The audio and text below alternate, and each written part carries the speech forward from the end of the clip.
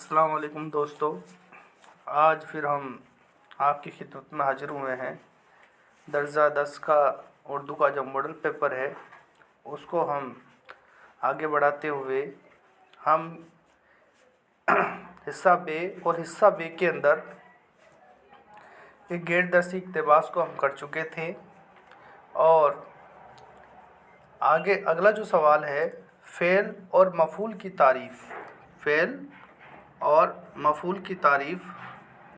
तो अगला सवाल है फ़ेल और मफ़ूल की तारीफ़ बयान कीजिए। तो हमको तो देखिए फ़ेल की तारीफ़, फ़ेल की तारीफ़ में आप देखिए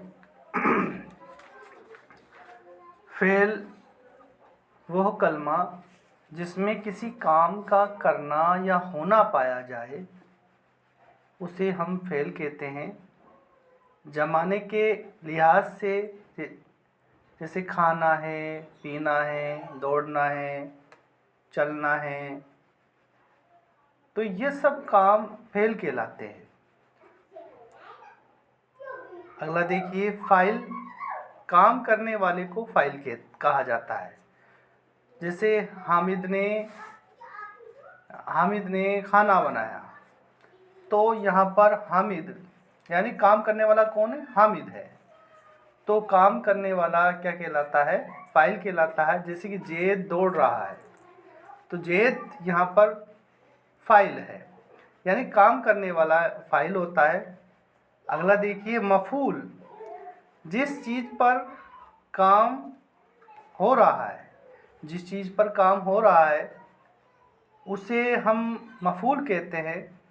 जैसे रोटी, स्कूल। जैसे सकीना ने रोटी बनाई, अब सकीना फ़ाइल, रोटी मफ़ूल।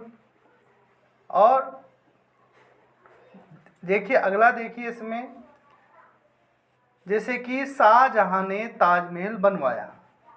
शाहजहाँ यहाँ पर फ़ाइल है, ताजमहल यहाँ पर मफ़ूल है, और बनवाया यहाँ पर क्या है? फ़ेल है। बनवाया क्या है? फ़ेल है। जैसे सकीना ने रोटी बनाई, तो सकीना फ़ाइल और रोटी मफ़ूल, और बनवाई या बनाई ये क्या है? फ़ेल है।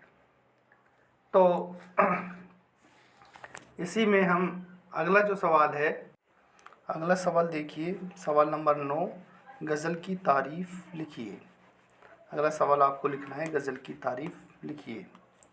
तो गज़ल की तारीफ़ लिखिए।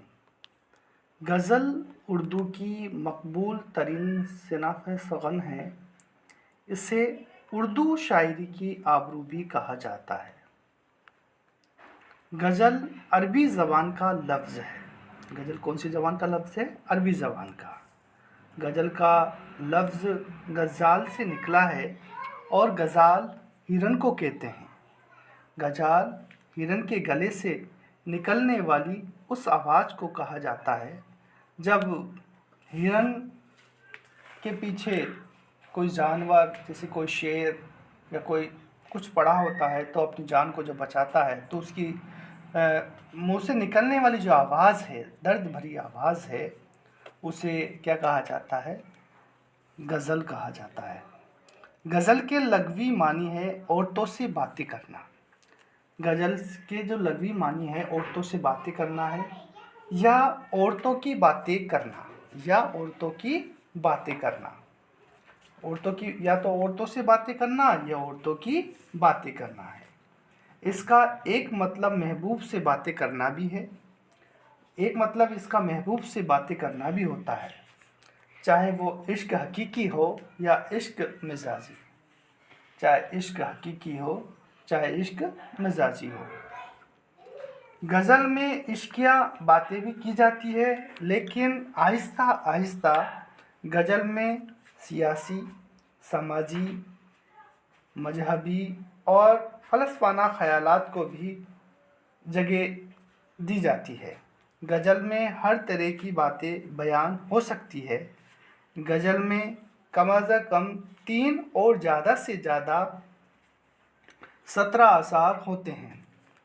बाज़ों में कम अज़ कम 5 और ज़्यादा से ज़्यादा की कैद नहीं है। हर शेर एक अलग मजमून का हामिल होता है। गज़ल का जो हर शेर होता है एक अलग मजमून का हामिल होता है।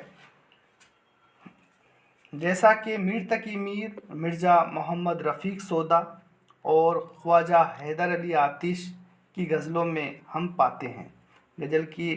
गज़ल का पहले शेर को मतला कहते हैं। गज़ल का जो पहला शेर होता है वो मतला कहलाता है, जिसके दोनों मिसरों में काफ़िया और रदीफ़ की पाबंदी की जाती है।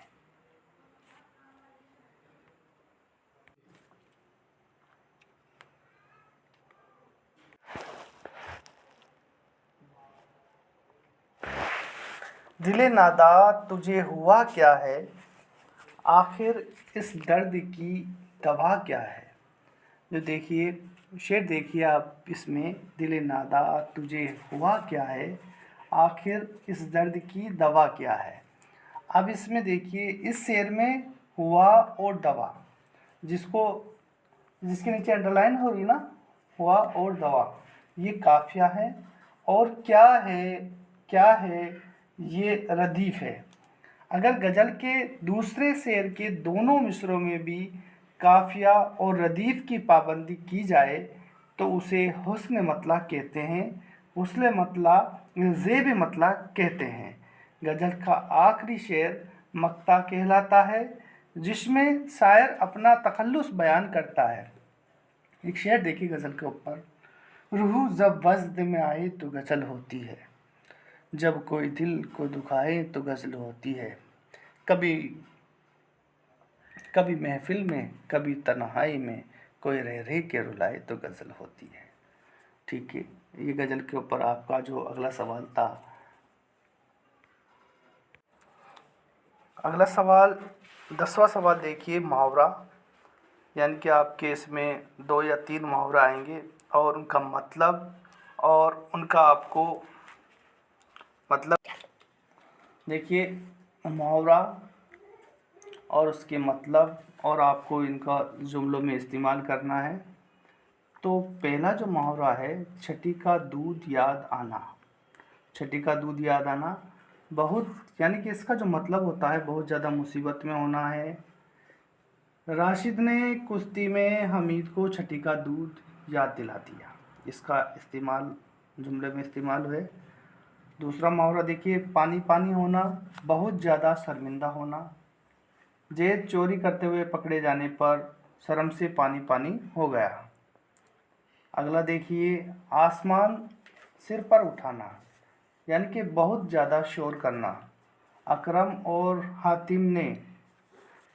हातिम को मेरे जाते ही यानी अकरम और हातिम ने मेरे जाते ही आसमान सर पर उठा दिया। बाग बाग होना यानी बहुत खुश होना। बाग बाग होना यानी बहुत खुश होना, यानी कि आप इसका इस्तेमाल से करो, हामिद अपने अब्बू को देखकर बहुत खुश हुआ। 9-2-11 होना यानी कि भाग जाना। वालिद साहब के गुस्से को देखकर वो 9-2-11 हो गया। ठीक है, आज यहाँ तक ही। आज हमारे 10 सवाल मुकम्मल होते हैं।